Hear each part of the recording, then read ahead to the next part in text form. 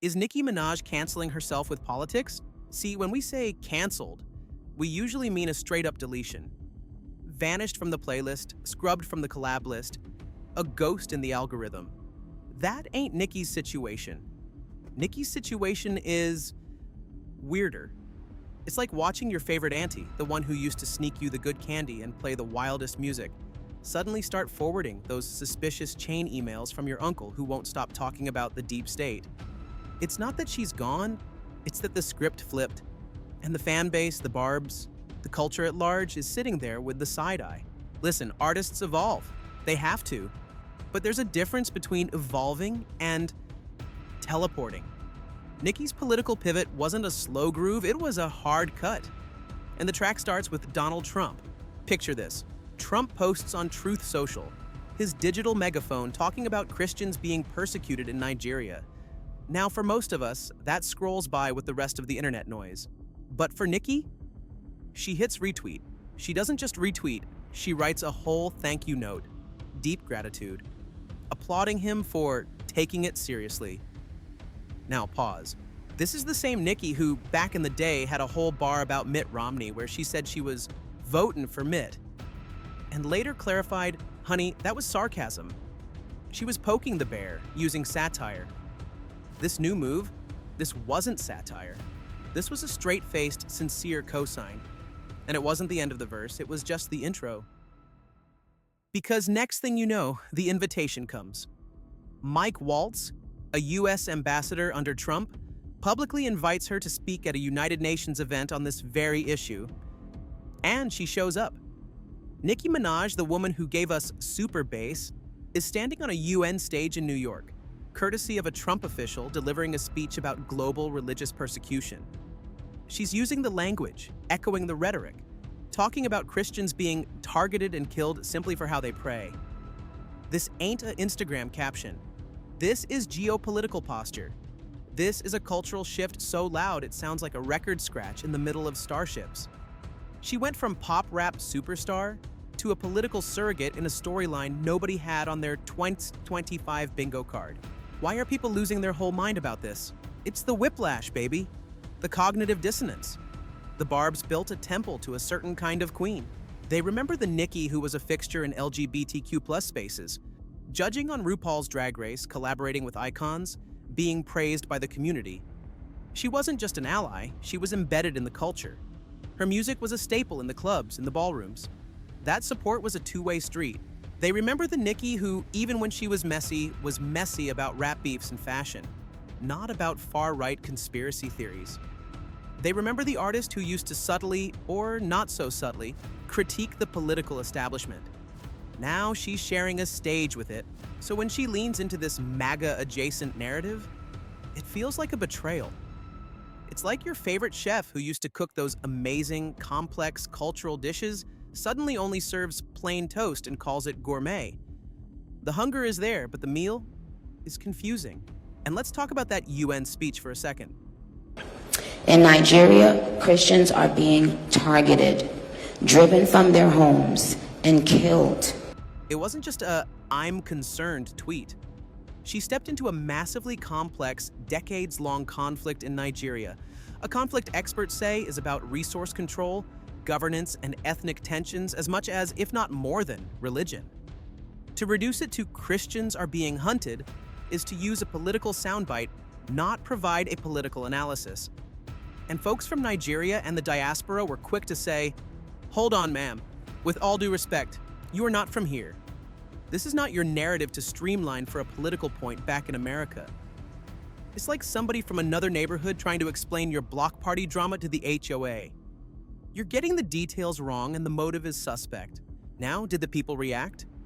Oh, they reacted. The backlash was hotter than the edge of a razor on a bald fade. Loyal Barbs, especially from the LGBTQ+ community, spoke out about feeling hurt, feeling like the foundation of their support had cracks they never saw. and now she's taking her meds, and now she wants to defend Christianity in another country, but she doesn't stand up for anything. Barbs. Actually, when I think about it, the Barbs and the MAGA is the same exact people, except for MAGA is disgusted by everything the Barbs is about. Has Nicki Minaj ever stood up for y'all? Genocides in Nigeria is real, but it's also happening to Muslims. We don't care about the Muslims, right? We only care about Christians because Trump and Nicki Minaj care so much about Christianity. But what about the Christians in the United States, where y'all live at? Who ain't got no food, who ain't got no jobs, who ain't got nothing, who's depressed, who's miserable? What about the Christians? Why y'all gotta go over there? Comedians like D.L. Hewley went in, not just on the politics, but tying it to her personal life drama. I can't tell people what to post or what to say, but Nicki Minaj damn sure needs to stay away from anything, posting anything about kids, trans or otherwise. She supports a dude that is on the Epstein list 1,000 times. She's actually married to a registered sex offender, a pedophile. Activists like Tamika Mallory gave the warning shot across the bow. Aligning with these narratives has long-term consequences.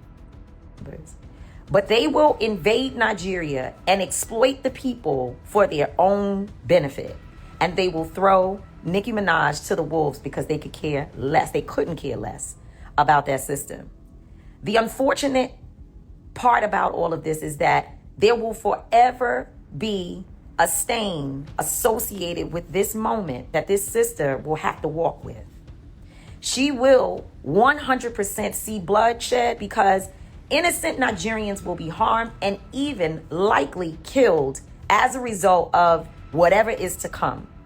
And she will have that on her hands. Fan pages that had been running for years shut down. Merch was offloaded.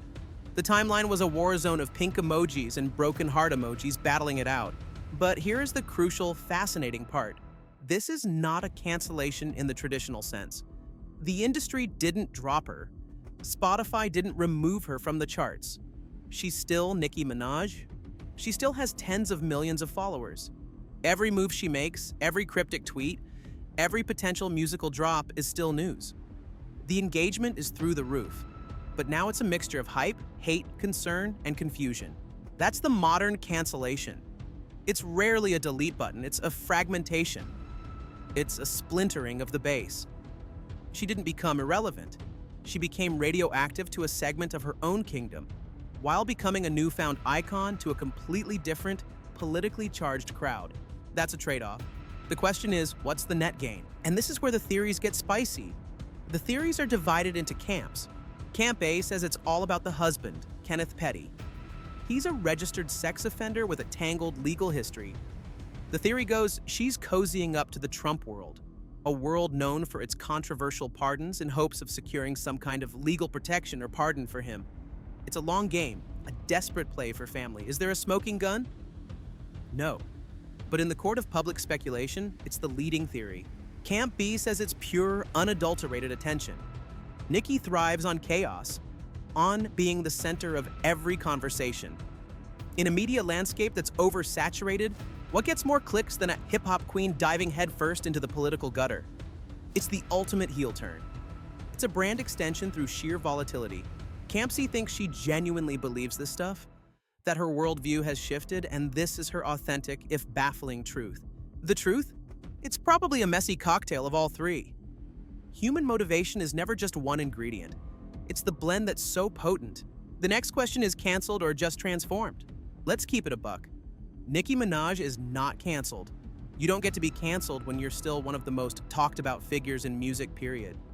A canceled artist is someone you have to Google to remember why they disappeared. Nobody's forgetting Nicki.